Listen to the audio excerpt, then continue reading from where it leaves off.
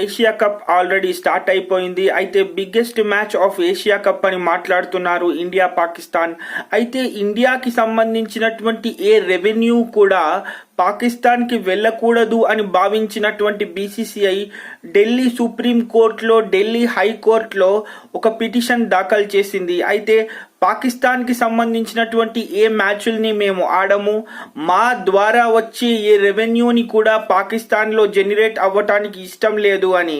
కానీ ఇక్కడ సుప్రీంకోర్టు హైకోర్టుకి సంబంధించి మాత్రం క్రీడకి సంబంధించినటువంటి క్రీడని మాత్రం మనం కేవలం స్పోర్టివ్ స్పిరిట్గానే తీసుకోవాలి, ఎలాంటి రాజకీయాలు చెయ్యకూడదు క్రీడలకు సంబంధించి అని ఢిల్లీ హైకోర్టు, సుప్రీంకోర్టు దీనికి సంబంధించి ఆ పిటిషన్ని క్యాన్సిల్ చేయటం జరిగింది.